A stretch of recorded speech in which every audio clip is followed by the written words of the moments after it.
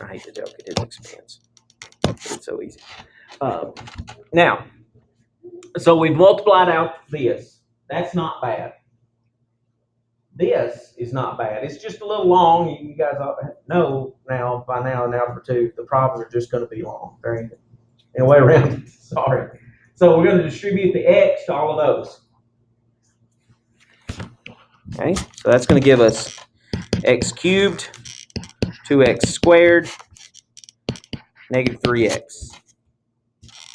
And then distribute the negative 2. So that'd be negative 2x squared, positive 4x, positive 6. Last step, simplify. X to the third minus 4x squared plus 1x plus 6. And you've built the polynomial that has the zeros 2, 3, and negative 1. How can you check to make sure that's the right polynomial? Quickly. Check. Not having to do all the synthetic division and stuff. What should we know about this thing on the graph? Yeah, it should be crossing the x-axis at 2, 3, and negative 1. So if you pulled out your graphing calculator and graphed that polynomial that you've got there, you can check to make sure I've done it right. If you haven't, then it won't cross at the right spots. And there's a lot of places that you can make mistakes, but we got x to the third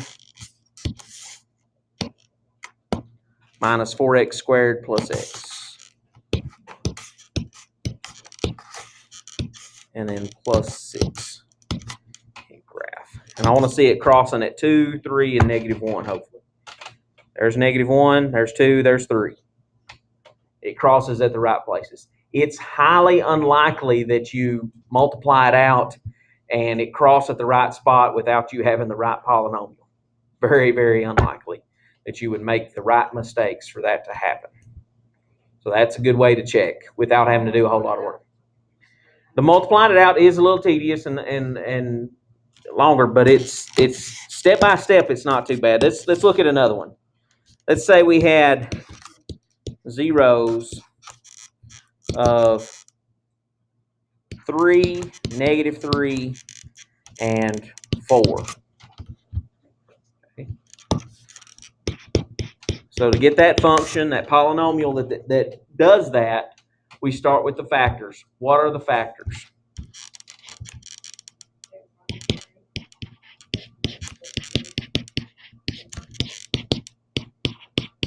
Okay. Now, again, doesn't matter what order you multiply them in, but look for things that are going to make it easy for you. Where is there a shortcut on multiplying this one out? The x minus 3 and x plus 3. What's that turn into? No. X squared minus 9. Remember, those are the factors of a difference of squares. So I could quickly multiply those two together. Which is nice because now it's a much shorter problem because I was able to remember that shortcut. And now I'm just distributing this out to that. So x squared times x be x to the third. X squared times 4 or minus 4 be negative 4x squared. Then a minus 9x and a plus 36. Are any like terms? Not on this one. So, hey, that one's actually not that long. We've got the polynomial that has those zeros. And if you didn't learn those, then you could multiply it out. You could say x times x, and x times 3, and then negative 3 times x, and negative 3 times 3, and simplify that, and it's still going to get the same thing. It's just going to take you a little bit longer. It just takes longer. If you don't know the shortcuts on the differences of squares, it's just going to take longer. Okay? All right. Let's try this one. Let's say we had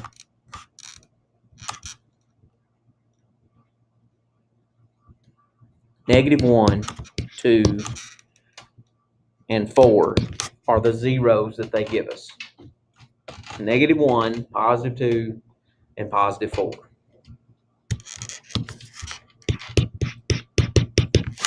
What are the factors that go with that?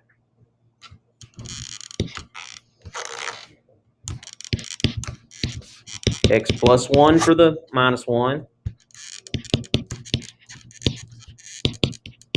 Right, so if you get there, you got part of the battle done. That's the start of it. If you can get those factors, you're good. Now you just got to be able to multiply it together. And it doesn't matter what order. Is there a shortcut on this one? No, there's not one of those nice ones on this. So you've got to really just multiply it out. And anytime there's not a shortcut, I usually just pick I start from the right pair and move back from there. I'm going to multiply these two together. X squared minus 4x minus 2x plus 8. And then the x plus 1 still hanging out, just watching what's happening. And then I'm going to simplify that polynomial there so that it's x squared minus 6x plus 8 times the x plus 1. And now I need to multiply the x plus 1 out. So that's going to give us x times x squared is x cubed, 6x squared, 8x, 1x squared, negative 6x, and 8. Simplify that, and you've got your polynomial.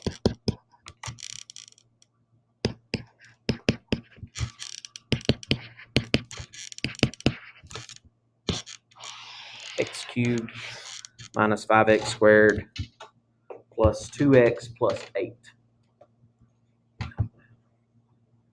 So it's multiplying polynomials, but we're getting what we're multiplying together from zeros of a polynomial.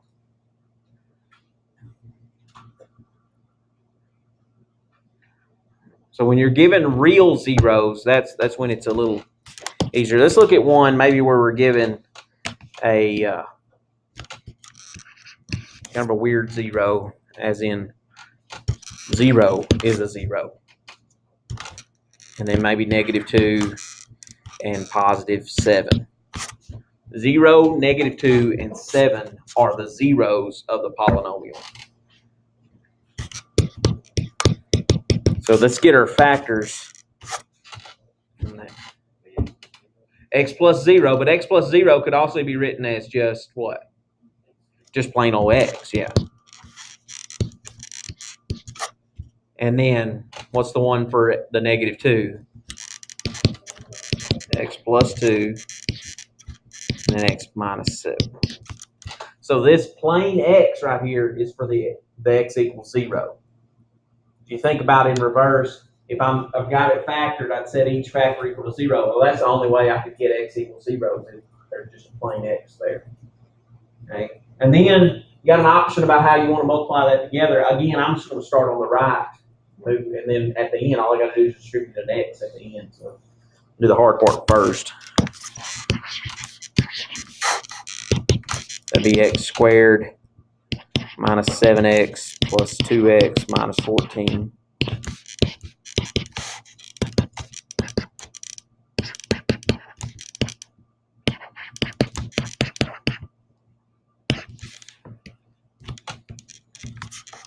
And then distribute the x.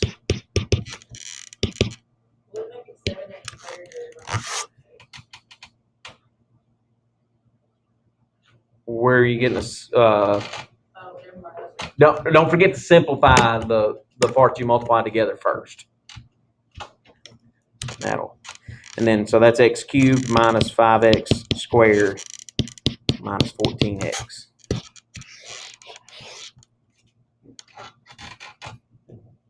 The 0 as a 0 of the polynomial. That can happen. Okay. Not too bad though. I actually think that's easier than the others when you get three other numbers out of that. Now let's look at the ones where maybe we're getting a little bit more difficult deal with that. And that's the ones where we start throwing the square roots in there as zeros and the imaginaries as zeros. Because that happens. We found polynomials that had square roots in the answers and polynomials that had i's in the answer. So we've got to deal with that. So when you're dealing with those types of solutions, they may not tell you all of them. Okay, and there's this thing called the complex conjugate. You do in Spanish. Conjugate theorem.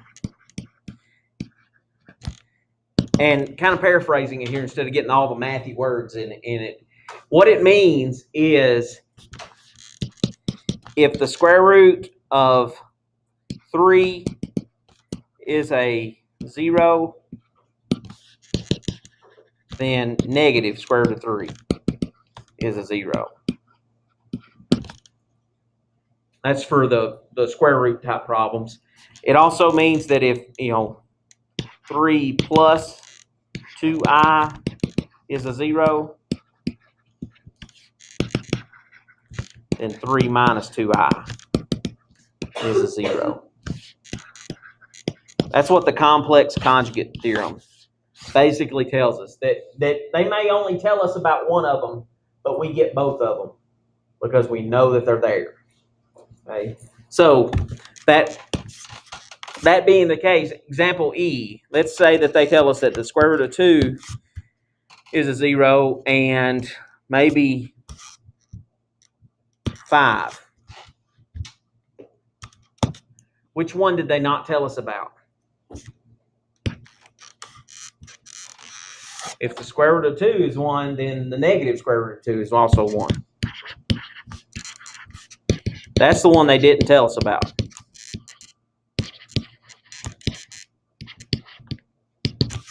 They didn't show us that one, but we know it's there because we had a square root of 2.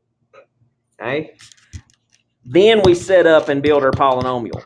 The building of the polynomial is the same deal. It's just the multiplying has got the square roots in it. Okay? So we're going to start out, and what's the factor for the square root of 2? Be x minus the square root of 2. What's the factor for the negative square root of 2?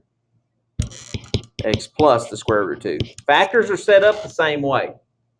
And then the 5 would be x minus 5. Okay, so the factor setup is all done the same way.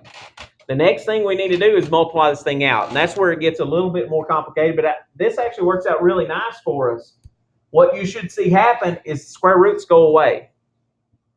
Okay, when you do this. When you multiply this first pair out, if I multiply those two together first, because they have a lot in common. X times x is x squared. X times the square root of x would be x radical 2. And then I distribute the negative square root of 2. And that'd be negative x square root of 2.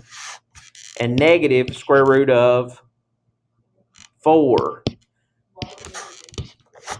It is a difference of squares, but I want to show you that those are going to cancel out there because one's a positive x radical 2, one's a negative x radical 2. The radicals do go away there. And you do the difference of squares thing. That's what I would do in the future is yes, I would say, oh, well, that's x squared minus what? Or, yeah, it'd be x squared minus 2 times x minus 5.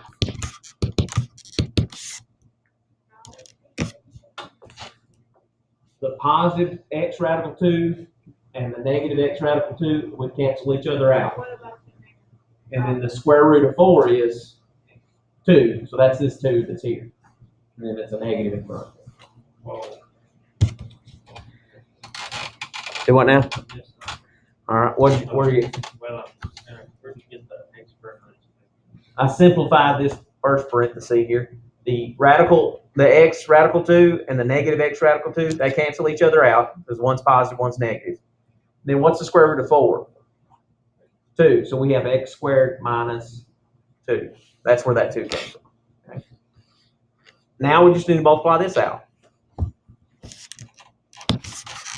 That'd be x to the third minus 5x squared minus 2x plus 10.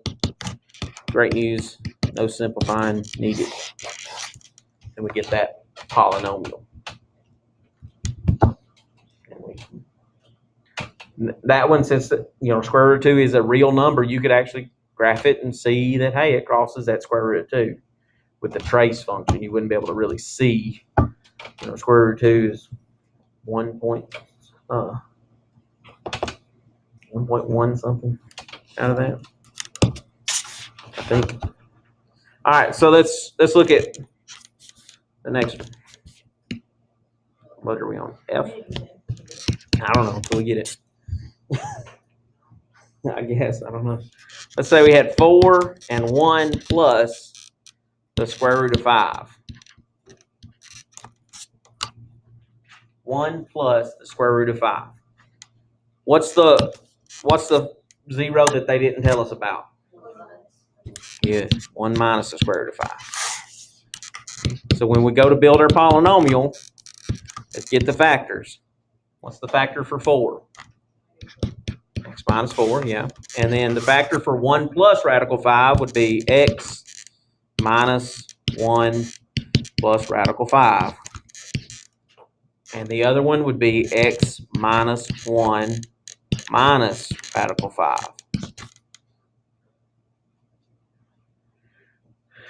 And this is where it gets a little bit more interesting, because that's obviously longer, right?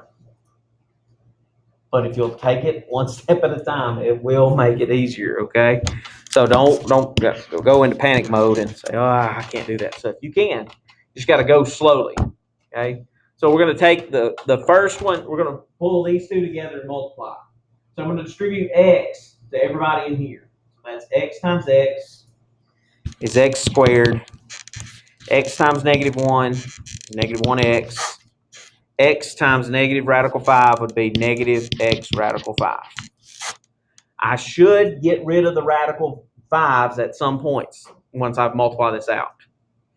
So that's just multiplying the x. Then I need to multiply -1 times all of that. Okay? So that's going to get us negative x, positive 1, positive radical 5. Notice that radical 5 doesn't have an x on it, so it's not a like term with this one. Then I'm going to multiply out the positive radical 5 to all three of those. So there's my x radical 5. There's a negative radical 5. And then there's a negative radical 25. And I've multiplied it all out.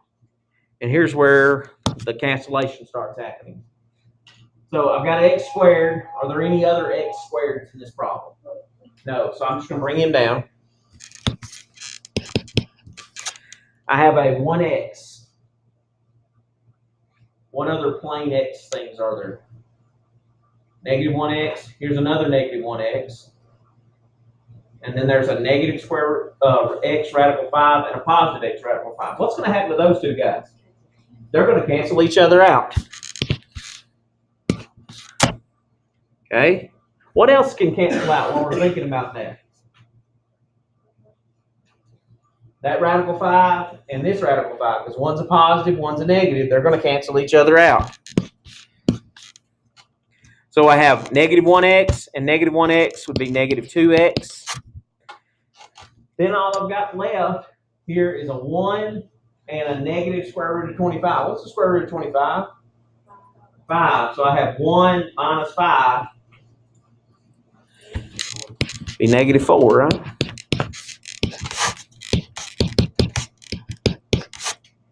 And that turned into a trinomial. And then distribute out the x and the minus 4. So that'd be x to the third minus 2x squared minus 4x. And then negative 4x squared, positive 8x, positive 16. Simplify from there. X 4x cubed minus 6x squared plus 4x plus 16. And there's our function, or our polynomial.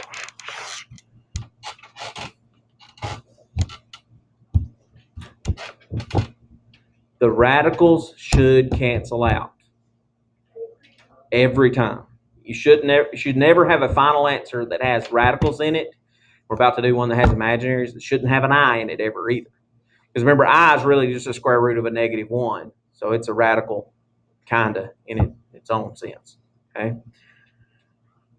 Those are a little bit more difficult, but again, if you take it slow on those, you should be okay.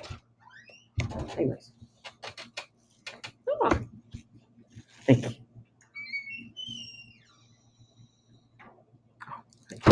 All right. So let's do one with the eyes, and then I'm gonna get a hologram. When they first started selling those, I thought they said hologram, and I thought, man, that's cool. I hope someone sends me one. A hologram. It's like a 3-dimensional thing. It's there's you can't do it. You can't. We'll pull one up on the internet when we get done. Okay, and I'll show you what it is. There's no way for me to explain it to you if you've never heard of it. All right, so let's do one that's got the eyes in it. So let's start easy, and then we'll get one that's a little bit more difficult. So let's say that we had I and -6. Which one did they not tell me about? -I. Okay, you guys got that there should be a conjugate to that every time. I is the square root of -1. It's not necessarily a negative in itself. Okay, what we're going to have to take advantage of here is the definition of I. I is the square root of -1. If I square that, so like at some point I'm going to have to multiply I times I, right? That would get me I squared. What happens when you square the square root of -1? It gives you a -1. So I squared is -1. I to the third power, if you ever encounter that, I don't know that you will in Algebra 2, maybe in college algebra we might run into that. It's -I, and then I to the fourth is +1. That's kind of the chart you can use. These are the two that we'll use in Algebra 2. We get to college algebra, you might go higher than that, but for us, I and I squared, we're real kind of hang our hats. Okay, so on this one, we're not going to get above I squared because it's only got 3 zeros in it anyway. Okay, now let's get the factors that go with this. Should be 3 of them. Let's do x plus 6 for the -6, and then the 2 that are i's. So that'd be x minus I and x plus I.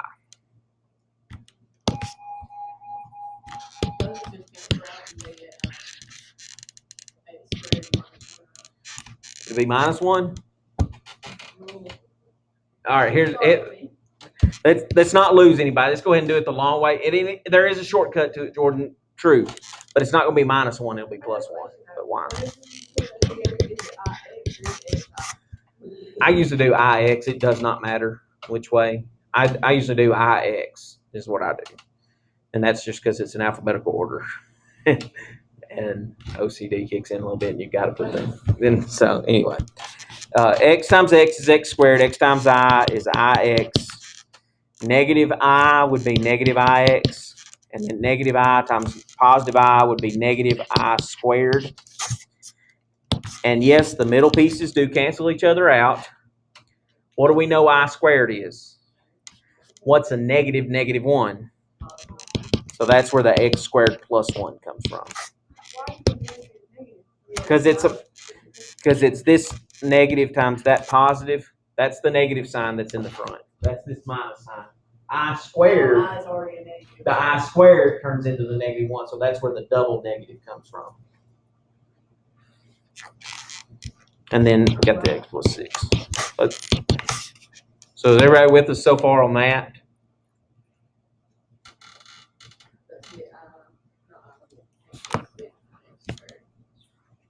And then we just need to multiply that together. That's going to give us x to the third plus x plus 6x squared plus 6. And then well, not equal to 0. We're not solving that again. We already had it solved to begin with. We're going to rearrange it in descending order.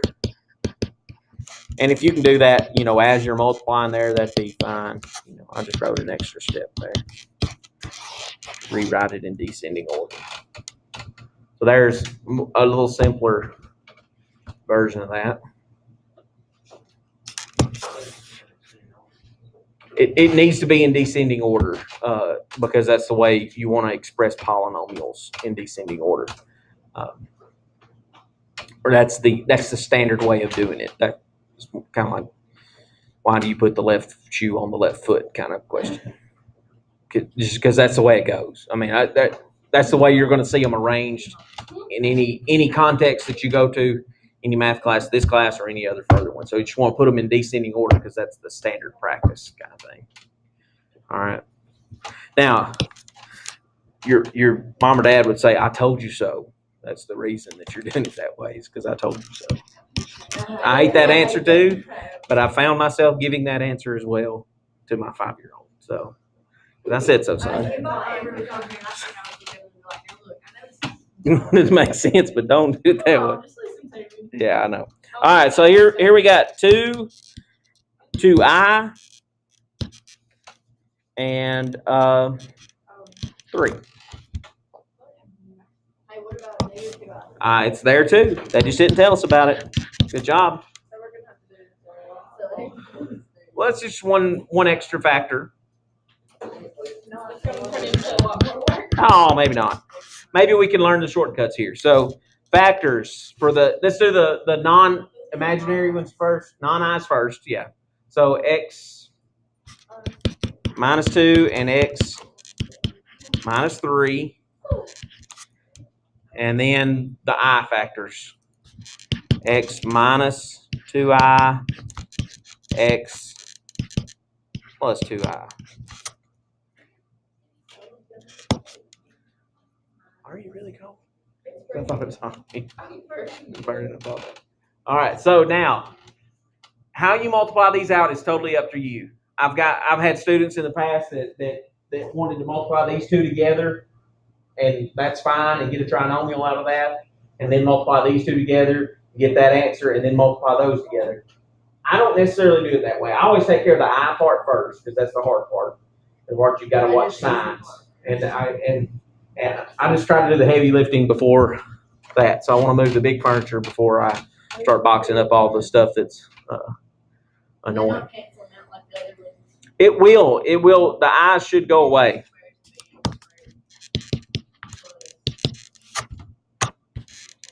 Not -2, but 4. Now, the reason that is because this is x squared plus 2ix minus 2ix minus 4i squared. No, I tried to do it the way Jordan said it, and I just confused myself. I mean, shortcutted. No. Okay, so 6 is not, like I just got. You did these two together first? Oh, yeah, that's what I did. Okay, so that should be x squared minus 5x plus 6. X plus 3x. I got it right. And then I'm trying to multiply it by x minus 2i. You don't want to do that. You definitely do not want, don't mix the imaginary stuff with the real stuff until the eyes are gone. Why is something gotta be imaginary? It's just a bad name. It's kind of like a boy named Sue. It's just not a good name. Okay. Y'all ever heard that song? It's a Johnny Cash song. Anyway, so you want to do the stuff that has eyes together first. And it's okay to go ahead and do these two. That's fine if you want to do that. And that gets you x squared minus 5x plus 6. That's coming from x squared minus 3x minus 2x plus 6. That's what those two multiply to be together.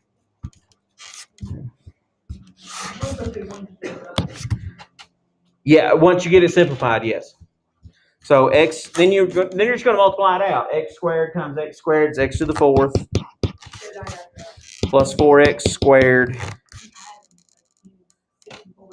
minus 5x.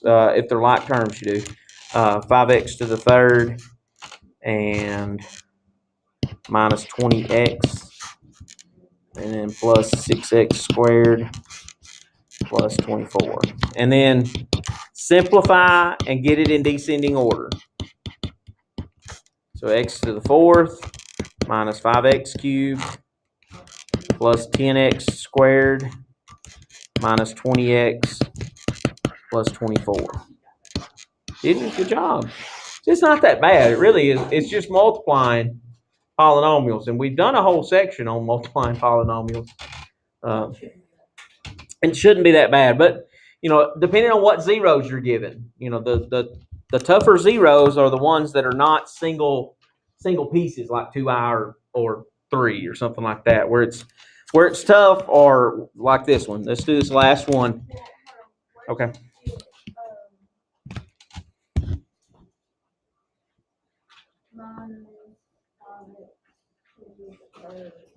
So you multiply these two out. I'm distributing. So when I distribute the negative 5x. Okay, you just go on. You know where you messed up though? Okay. All right. Anybody else got a question about that one? But why do you not have like x to the fifth? Because I never multiplied anything together where the exponents added to be 5. Because x squared times x squared is the biggest I've got. And that's x to the fourth. If I'm adding and subtracting, the exponents don't change. It's only when I multiply that they change. Okay? All right, so it's example I, you know it's got to have i's in it. So let's do 4, 3, and 3 minus I. But also, what else is in there? 3 plus I is in there as well.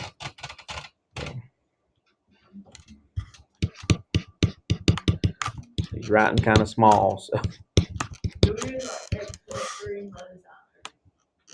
All right, so here's how I set up every one of those. I always just do a minus in the middle and then put one of each of them. So like this is going to be x minus 4, x minus 3. And then these factors will be x minus 3 minus I and x minus 3 plus I. Like that. Just put a minus sign in the middle and put the 0 there beside it. If that were a negative 3 right here, I'd still do the same thing. But I know a double negative is going to make it positive, that sort of thing. I can simplify them if I need to. Okay? So, some of you like to do the easy part first. Some like to do the hard part first. I'm a hard part first kind of person. Okay? Do the really difficult work, and then we'll write it up afterwards. Okay? So, I'm going to do the I parts. If you do the easy part first, you should be getting x squared minus 7x plus 12.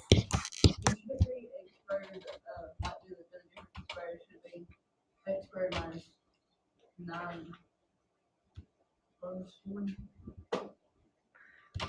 You're missing a sign there on the instead of a minus 9. Should end up being a plus, I think. And then let's multiply that out. Yeah, let's multiply that out. X times x be x squared minus 3x plus xi, or ix, sorry. And then negative 3x. So you should end up with a trinomial there. You may have the 9 and the 1 in there. Those should be there somewhere. Because here's the plus 9. Negative 3 times negative 3 is the plus 9. And then negative 3i. And then we have the negative ix. And then the net positive 3i. And then the negative I squared. And that's where your plus 1 is the negative I squared. Do what? My granddad would flip look at that. Like, he loves math, and he would be like, yep. All right, so let's cancel out the stuff that cancels. I got an ix and ix. They're going to go away. Yeah. Negative 1. So that turns into plus 1. That's where that plus 1 you got when you're doing it in your head was. You're adding x squared minus 6x plus 10.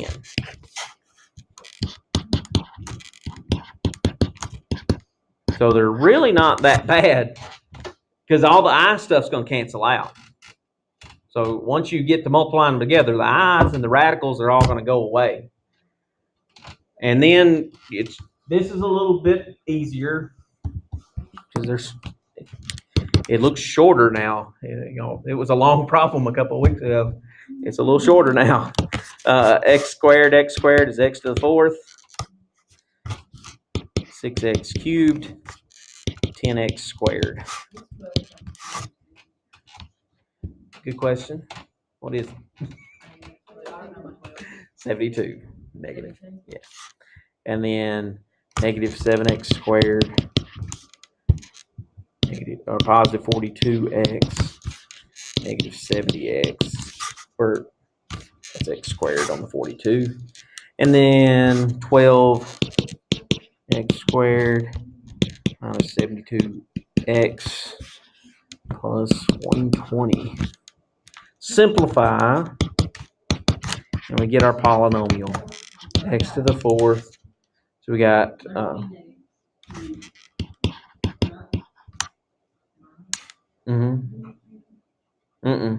because hold on, 7x times x squared should be 7x cubed, yeah. Okay, so That should be 13, negative 13x cubed. That's true. And then, so there, I'm going to mark out as I use them.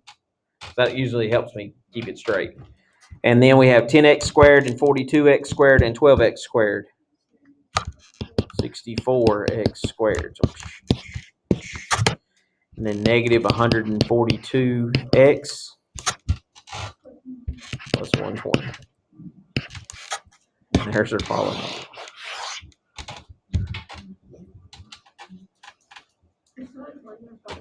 It's really not. If you can multiply, it's not bad. If you can't multiply, it's going to be difficult to do. All right, so the